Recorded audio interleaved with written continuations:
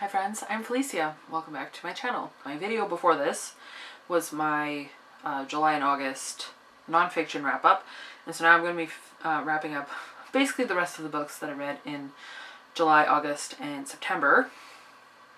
So I've already posted my reading rush wrap up, so the books that I read during then are at the end of that video with my wrap up. And then also, the nonfiction book is in the other one. So basically, this is fiction from August and September. It's still a lot of books, but we're going to get through it. And this is also my Newts wrap up. So I did take part in the Newts readathon during the month of August. That was a lot of fun, and I was going to go for an O in all of the levels that I was supposed to take. I did not, but I did pass, so that's okay. So I went for Hogwarts Professor of Muggle Studies, because why wouldn't I? I will just talk about all of the books that I read for my requirements. So I had 4 classes, and I only went 1 extra level in one of them. So I read 1 extra book, which was good. For my first class, Muggle Studies, I was supposed to read a book that has a cover with an actual photo element. So I read The Singer's Gun by Emily St. John Mandel. The sun is a bit bright, isn't it? This is her first book. And I've also had a goal this year to get caught up on her backlist. So I have 1 more book after this. But yeah, so basically this is a story about Anton Waker. Yeah, Waker. And he is, he's kind of comes from not like a super heavy duty crime family, but like his parents deal in stolen goods. And he and his cousin that he grew up with, they forge passports and social security cards, so that illegal immigrants will have, like, fake documents so they can stay there. But yeah, so he wants out of that, and he starts, working a corporate job and stuff. And then his cousin wants him to do 1 more job. And in the middle of all of this, he's getting married to someone that maybe he shouldn't have married, and he's kind of in love with someone else, and it's just like, it's really messy. It's a really messy book. And I hate all of the things that the characters do, but I still really liked the book because her writing is brilliant. But yeah, and it's just always so interesting the way that Emily St. John Mandel writes her books. And like, I guess you can kind of tell that this is her first book, because she's gotten like even better at some of these things, but how she can take a story and like all of these storylines and then just like bring them together. And she's just so good at that, and like kind of weaving the story. And you're like, where is this going? And then at the end you're like, oh, that's where it's going. So it's cool. But I did like it. I mean, it's not my favorite. Station 11 is my favorite, obviously, but I enjoyed it. Then to get an E in Muggle Studies, you're supposed to read a book set in our real world. So I read Second Chance Summer by Morgan Matson. I finally did it, guys. I listened to the audiobook. It was narrated by Brittany Presley. And I'd like, if you've been around for a while, you know that I've been putting this book off for a long time because it deals with the main character's dad has terminal cancer. And my dad passed away from cancer almost 6 years ago now. But it still is like, it's always there, right?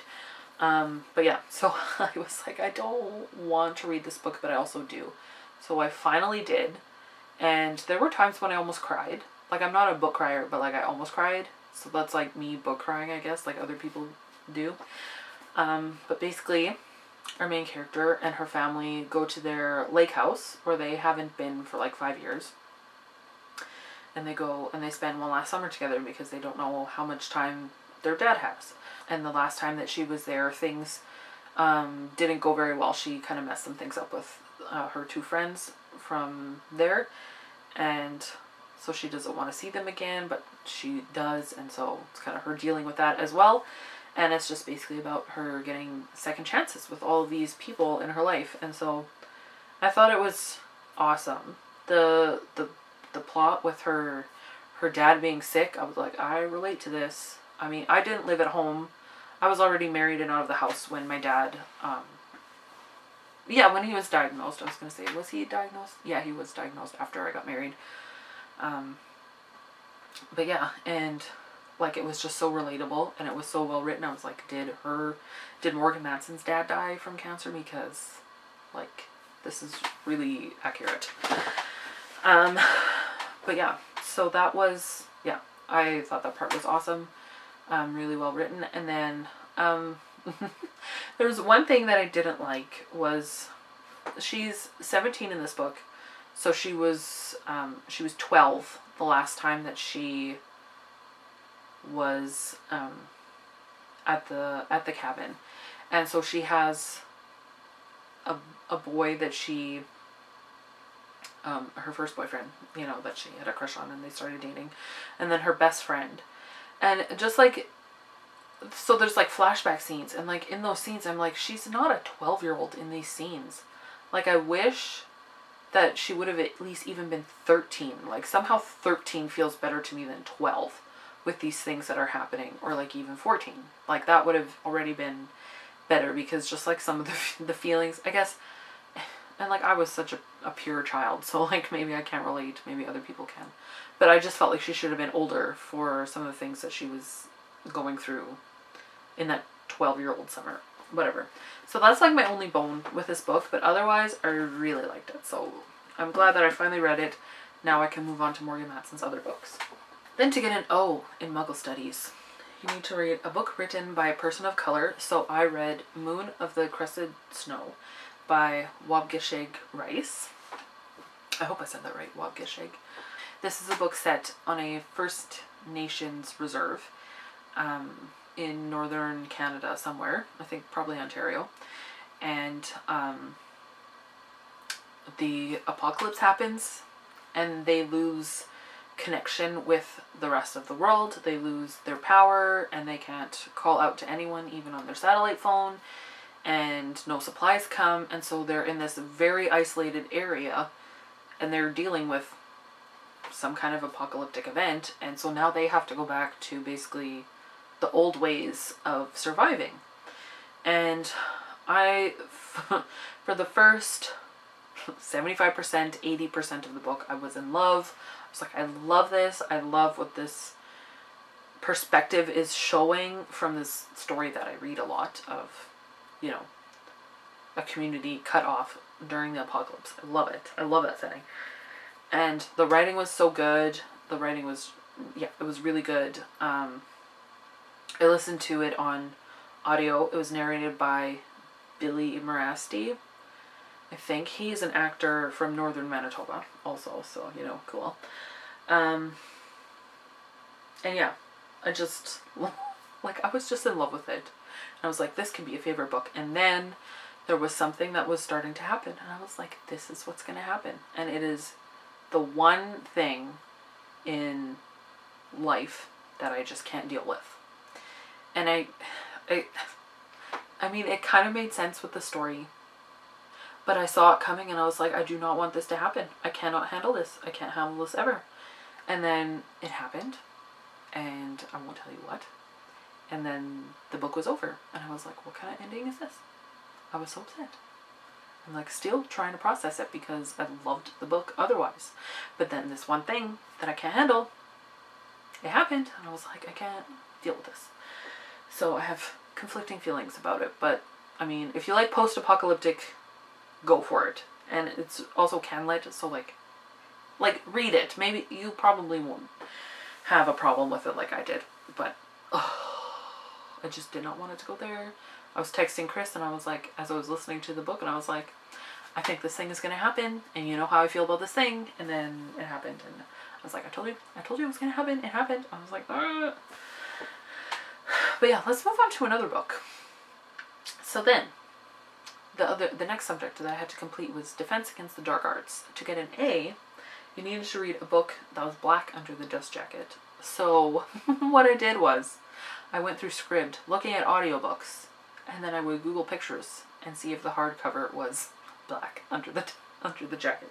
So I found one, and I read Fox 8 by George Saunders, and this was actually just like a short little, it was like 45-minute audiobook, and it's a story written from the perspective of a fox, and it was so cute, and it was so sad, because like a fox life, and you know, like animals die, and when they're out in the wild, and oh, there's a blue jay in the tree!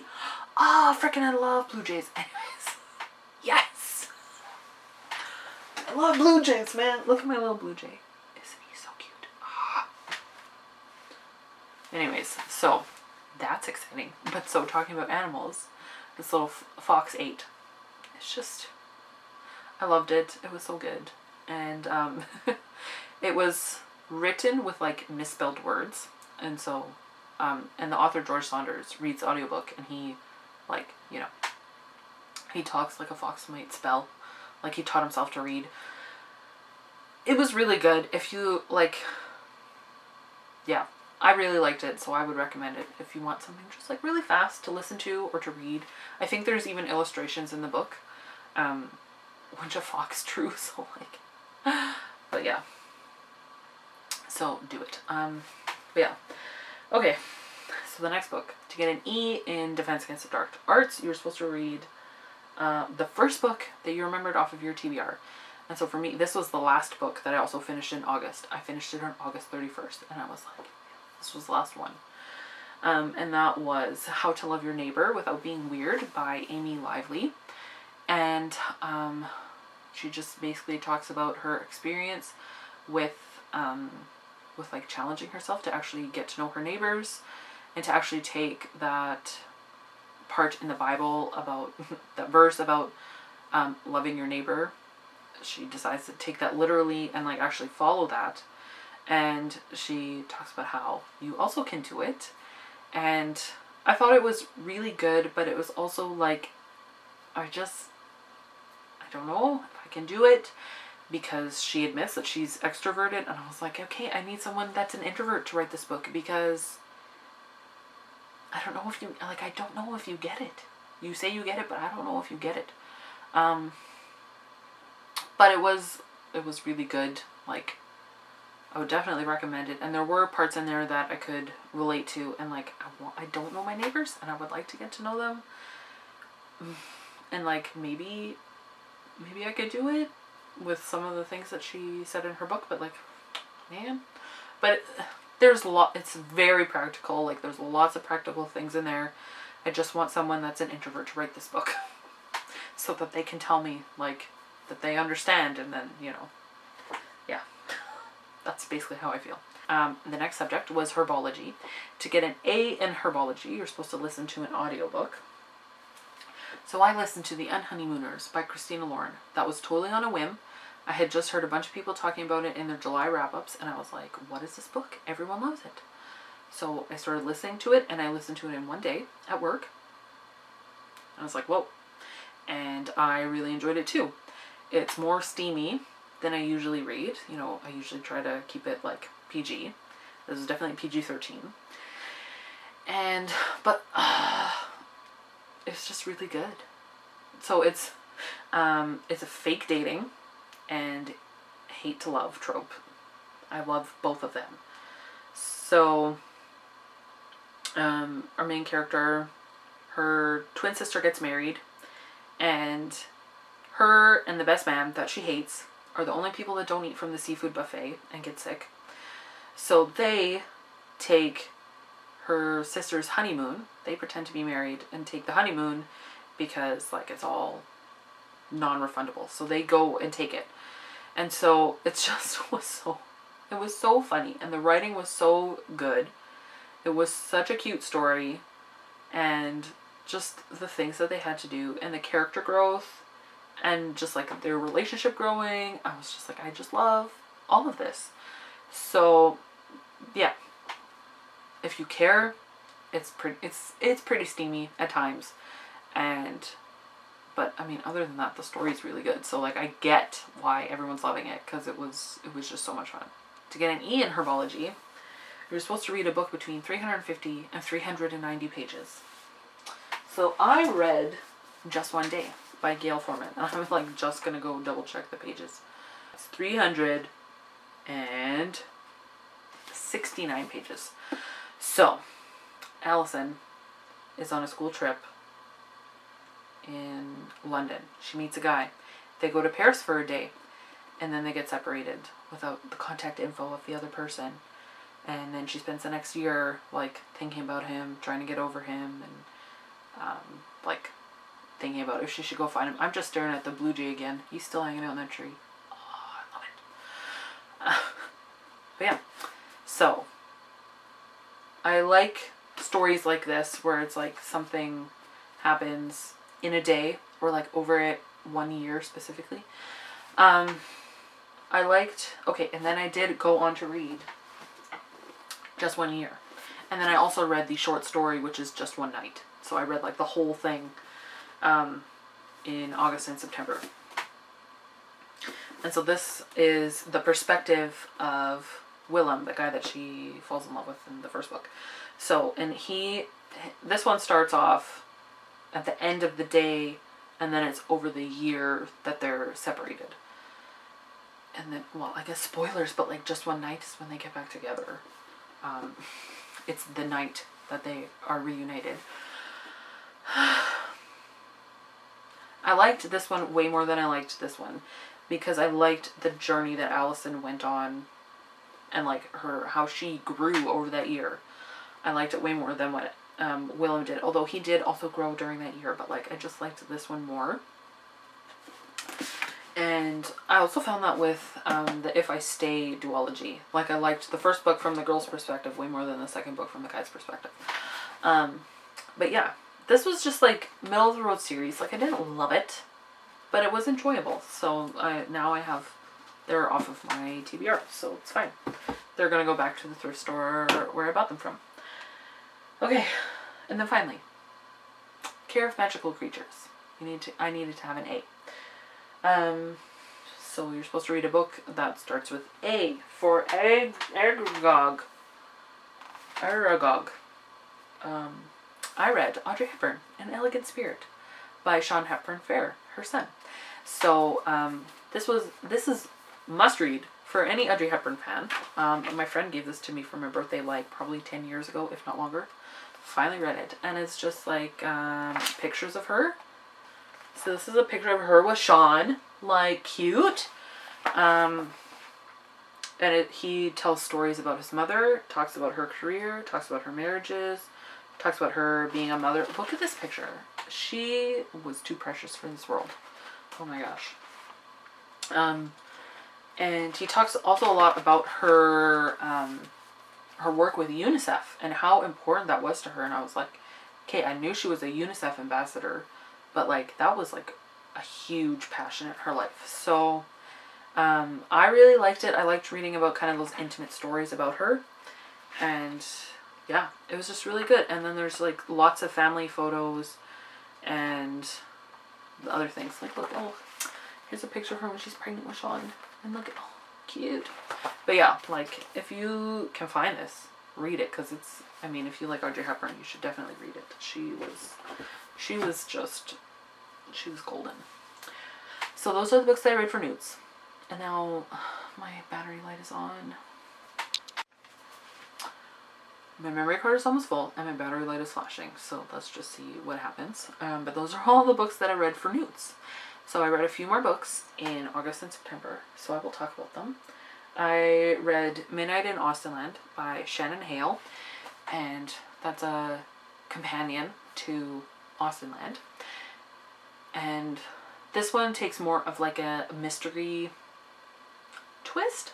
So our main character goes to Austenland. I forgot her name.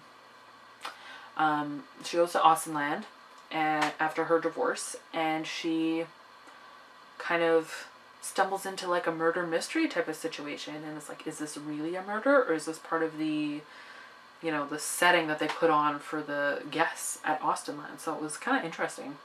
Shannon Hale's writing is fun. It's not amazing, but it's fun. So yeah, I was glad that I finally read that. Okay, my battery died, so I just charged it for a bit. But I only have a few more books, so I want to just quickly finish talking about them and like get this video done. So the next book that I read was A Few Figs from Thistles by Edna St. Vincent Millay. That was a mouthful. That's just a short poetry collection with like, I don't know, it was like 40 pages or something. And I read that on my Kindle because it was free. And I really like Edna St. Vincent Millay's writing.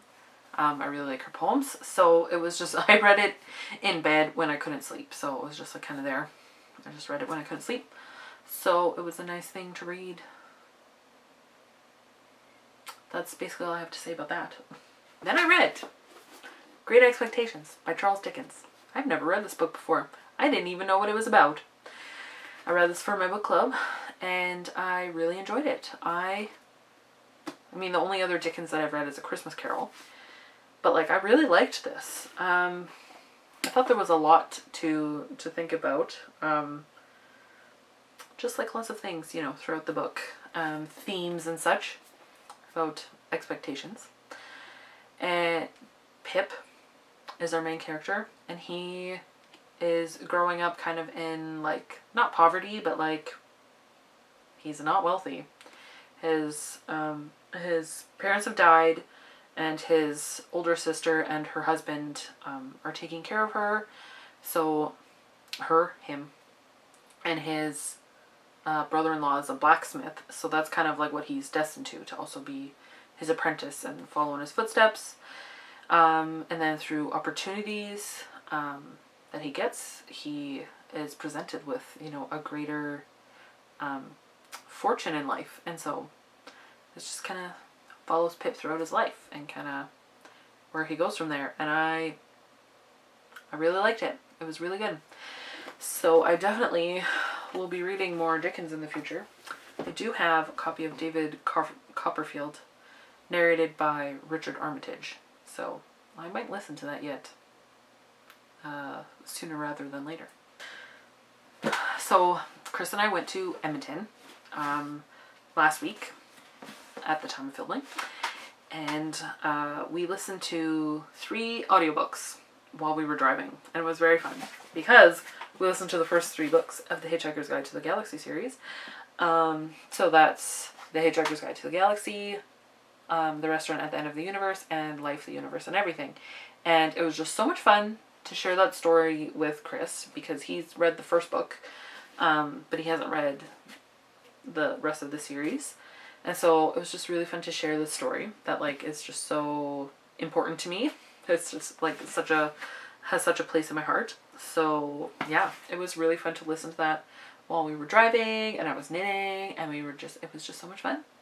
So if you're new here, hi, I'm Felicia and I love The Hitchhiker's Guide to the Galaxy. Yeah, and that's just my feelings on that. The Earth gets blown up and Arthur Dent, he has to hitchhike around the galaxy trying to find his way because Earth is destroyed. So it's so ridiculous and so much fun. Okay, and then the last thing that I read, I mean technically the last thing was book 3 in the Hitchhiker series, but in between there, while Chris and his brother and sister were playing intense strategy games, I sat and read The Lost Sisters by Holly Black, which was its 1.5 in the Folk of the Air series, aka the Wicked or the Cruel Prince series.